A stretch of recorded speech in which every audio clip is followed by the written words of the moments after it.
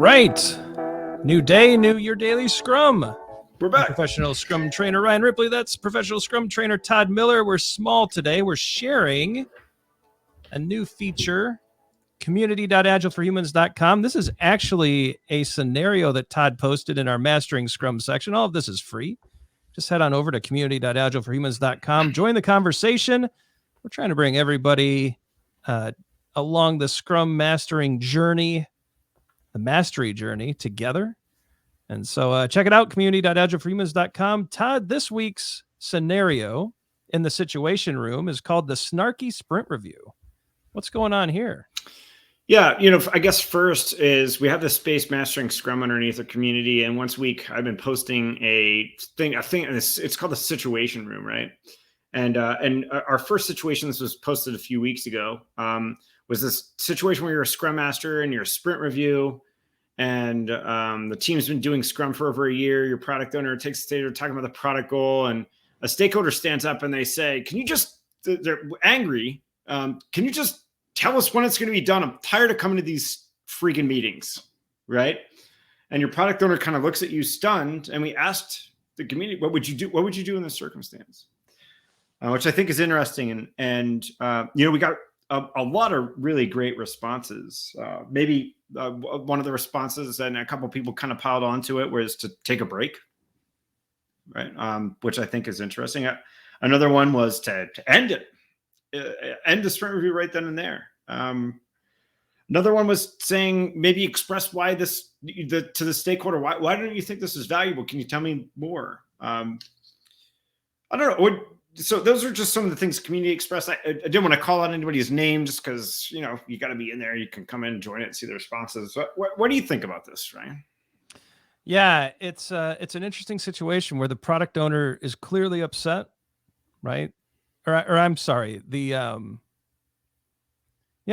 product owner takes the stage, begins discussing the product goals team has been working towards. A stakeholder is upset, right? A stakeholder, yes. Yeah, and so what I have found throughout my career, and Todd, you tell me, when a stakeholder is upset like this, they've usually been surprised, or they've been neglected, or they've been ignored.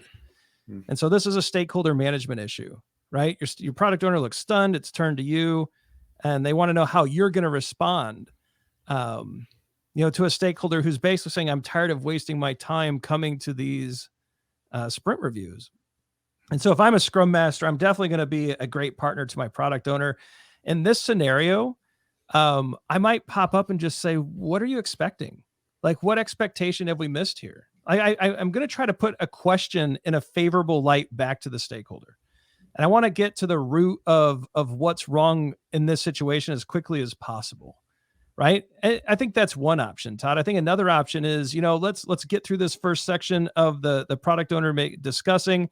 Maybe we take a break and we grab the product owner and the stakeholder and we pull them aside and just let's have a quick, wait, what just happened here kind of thing. But the Scrum Master kind of steps in and facilitates that.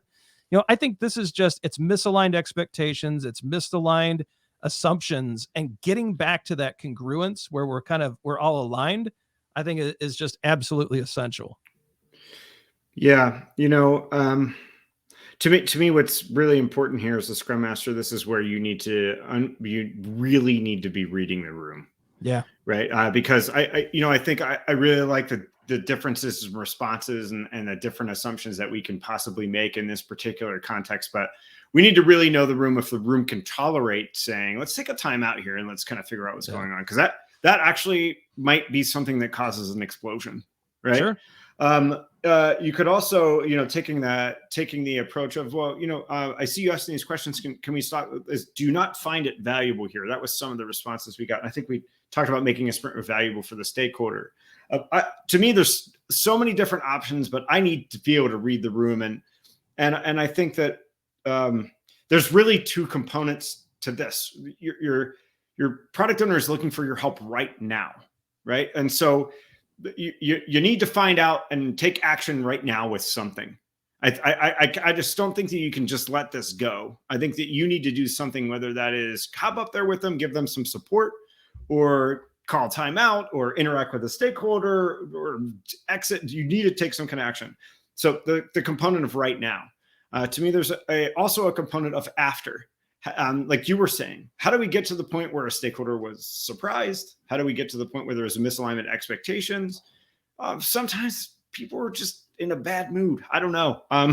But I feel like there's a now component and an after component, and the now component is something I feel fairly certain that this is something we should be taking action on as a Scrum Master.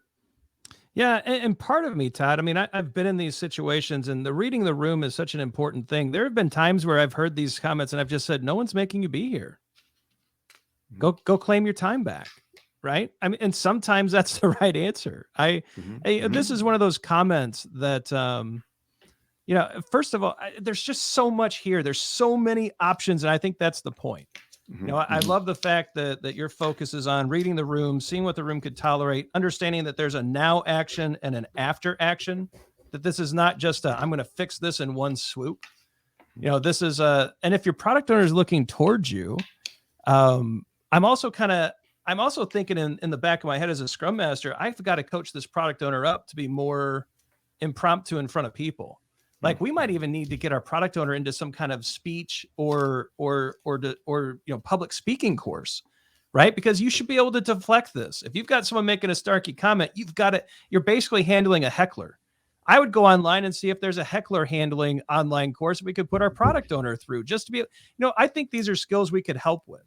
But there's and I think that's that options, after component, right? That's that after component. But Yeah. So that there's a now component, and then there's a what do we do after component. So I think those are some good after component ideas, right? I would be tempted to take the stage right back. And so if I've just kicked off this event and the product owner just started talking about a product goal, I might pop back up on stage and just say, hey, the question of when will it be done is great. Let's get through the product goal as planned. And then let's really talk about forecasts and dates and try to recenter it quickly and get the product owner rolling again. But again, it's going to be so tactical and so situational, right? Yep. So lots of good options, lots of good discussions. This one in there because you just don't know. Well, and this is one of those grenades where there's no textbook answer here. This is going to be incredibly situated. These are the types of things we ask, though. We are stretching you past the Scrum Guide. We're stretching you past the textbook. And we really want you to dig in and think about these really hardcore situations that will happen. Like this has happened. I know this has happened to both of us at some point in our careers, and how you as a Scrum Master could handle it. So Todd, I think this is a brilliant tee up, a really difficult first one that you've kicked off. And the community did pretty good with it, I would say, wouldn't you? Yeah. More to come. They just get harder.